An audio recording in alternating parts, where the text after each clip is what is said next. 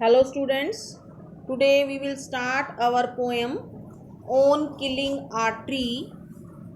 This poem is written by Gu Etin.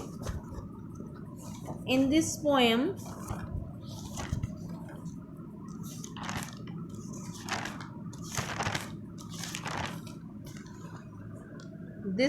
presents the sturdiness of a uh, fully grown tree strengthened by nourishment from the earth, the sun and the air. The poem also depicts the survival instinct of a strong tree which refuses to die even when its trunk and branches have been chopped off. The real strength and vitality of a tree lie in its deep roots. It is only when these roots wither then the tree loses its life. कि जो tree है, अगर एक tree develop होता है, क्योंकि उसकी development में वो बहुत स्लोली ग्रो करता है, लेकिन जो उसकी रूट्स होती हैं वो अपने आप को नरिश करती हैं inside the earth by getting sun, air and water. So it is not easy to kill a tree. Now it takes much time to kill a tree. Not a simple jab of knife.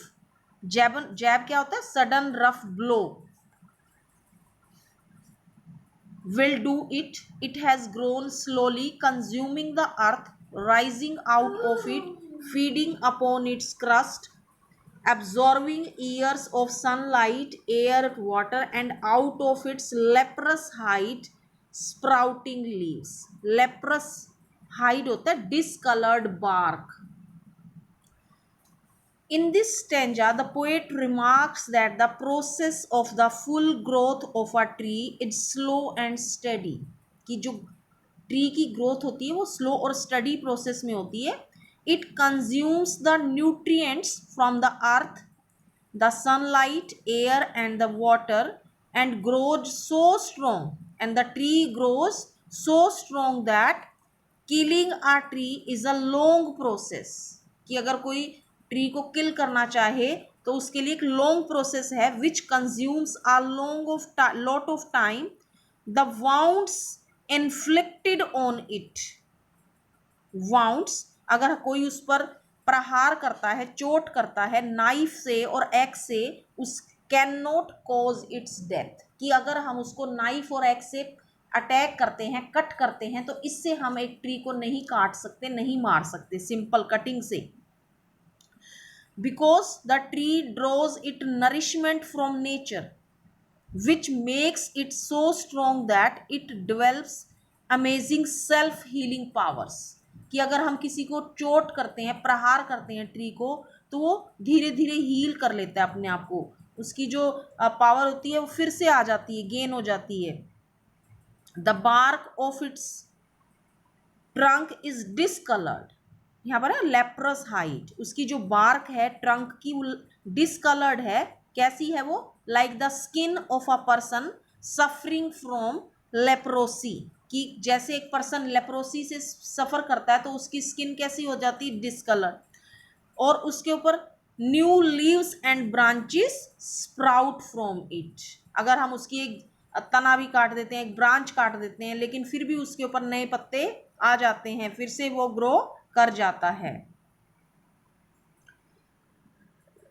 Next stanza. So hack and chop but this alone won't do it. Not so much pain will do it. The bleeding bark will heal and from close to the ground will rise curled green twigs, miniature boughs which if unchecked will expand again to former size. Hack होता है cut. Hack and chop का मतलब hack and attack and cut. ठीक है. Bleeding bark, bark bleeding out. जैसे कि एक human being से यहाँ मेटाफर बताया गया है. जैसे कि अगर एक ह्यूमन बीइंग को कट किया जाता है, उसके ऊपर अटैक किया जाता है तो उसकी बॉडी से ब्लड बाहर निकलने लग जाता है. उसी प्रकार से यहाँ पर ब्लीडिंग बार्क कहा गया है जब हम उसकी बार्क को अटैक करते हैं. Wounded bark. After that, in these lines, the poet addresses a person who is trying to kill a tree. The poet emphatically states that attacking a tree and cutting off its trunk or branches cannot cause its death. Means so hack and chop का मतलब कि attacking or cutting on some tree will not kill it. The powerful blow of axe, है ना, no such pain will do it, कि अगर हम उसके ऊपर एक्स से कोई पावरफुल ब्लो करते हैं, प्रहार करते हैं, कैन ओनली गिव पेन, सिर्फ उसको दर्द होता है, और स्कार्स टू द ट्री, और पेड़ पर स्कार्स हो जाते हैं, दाग हो जाते हैं. But not put an end to its life, but this can not kill the tree, this can not put to end its life. The injured trunk with the sap oozing from its wounded bark will certainly with time, कि जब हम bleeding bark मतलब attack done by the axe on the tree will heal itself with the time. heal मतलब फिर से cover कर लेते हैं अपने आप को, ठीक हो जाते हैं, रिकवर हो जाता है. even if the whole of the trunk is hacked, अगर हम उसकी whole of the trunk is hacked कर देते हैं, the stump close to the ground will sprout again and small green curled branches will appear, कि दोबारा से उसके ऊपर पत्ते लग जाते हैं, दोबारा से नई ब्रांचेस दिखने लग जाती हैं. These branches if not hacked again, अगर इन ब्रांचेस को दोबारा अटैक नहीं किया जाए, नहीं काटा जाए, will grow till they attain the original size of the tree, फिर से उसी ओरिजिनल साइज का रूप ले लेते हैं जहाँ से हमने काटा था. Therefore, hacking may harm a tree for some time, कि ठीक है अगर हम ट्री को अटैक करते हैं, कट करते हैं, कुछ समय तक तो उसको हार्म पहुंचता है, but the tree has the potential to heal itself and regenerate. Regenerate का क्या मतलब होता है? रीगेन, दोबारा से उग जाना, दोबारा से हरा भरा हो जाना, कि जो ट्री है उसके अंदर इतनी पावर है, शक्ति है, स्ट्रेंथ है, वो अपने आप को हील करके दोबारा से रीजनरेट हो जाता है, दोबारा से अपने साइज पर आ जाता है, एक्सपेंड जो कहते हैं. Next stanza. No the root is to be pulled out of the anchoring earth, it is to be roped, tied and pulled out, snapped out or pulled out entirely out from the earth cave, and the strength of the tree exposed, the source white and wet, the most sensitive hidden for years inside the earth. Anchoring अर्थ क्या होता है? Soil giving protection, कि जो उसकी root होती है उसको अर्थ के अंदर प्रोटेक्शन मिलती है, वो जमीन के अंदर रहती है, तो anchoring earth, soil giving protection. Snapped out, pulled with a jerk, एक झटके के साथ रस्सी से जड़ को नीचे से बांधकर झटके से बाहर निकालना, ठीक है. अर्थ केव, अर्थ होल. वाइट एंड वेट, की जो उसकी जड़ होती है, आपने देखा हो कभी नीचे से, तो वो बहुत सॉफ्ट होती है और वाइट कलर की होती है और गीली गीली सी रहती है, ठीक है. Sensitive, easily affected. सेंसिटिव कौन होते हैं? इजीली अफेक्टेड, ठीक है. Now I am starting the explanation. The poet describes the actual process. Here in this stanza, the poet describes the actual process that can kill a tree, and as axing or chopping cannot end the life of a tree, कि जो अगर हम किसी को tree को किल करना चाहते हैं या उखाड़ना चाहते हैं तो सिर्फ कटिंग से उसके ऊपर कोई इफेक्ट नहीं होगा. It is the root, it is the root deep under the surface of the earth, जो रूट होती है पेड़ की, जो जमीन के अंदर होती है, that needs to be attacked, उसको अटैक करने की ज़रूरत है.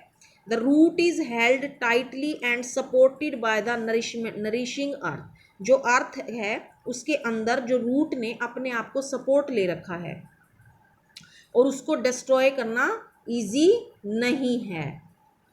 It has to be either pulled out with great force, या तो उसको पूरे फोर्स के साथ निकाला जाए बाहर, और to be cut into pieces then takes out of the depth of the earth, और उसको पीसेस में कर दिया जाए और उसको जमीन के अंदर से बाहर निकाल दिया जाए.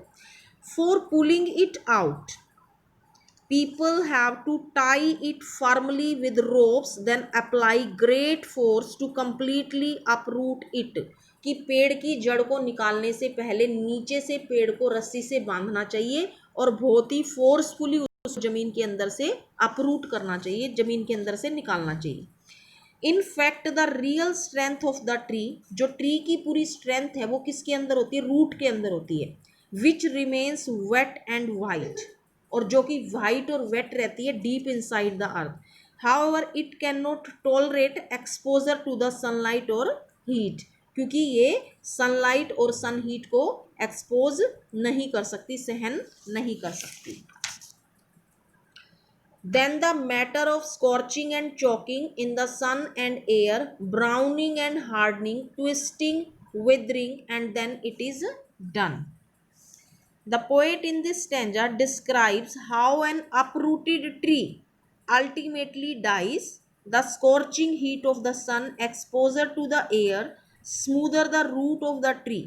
Means कि जो uprooted tree है, ठीक है, अगर हम किसी पेड़ की जड़ को बाहर निकाल देते हैं तो स्कॉर्चिंग हीट, जो उसकी सूरज की जो गर्मी है, झुलसाने वाली गर्मी, स्कॉर्चिंग, जैसे बहुत ज़्यादा अगर सनलाइट में हम घूमते हैं तो झुलस जाते गर्मी में.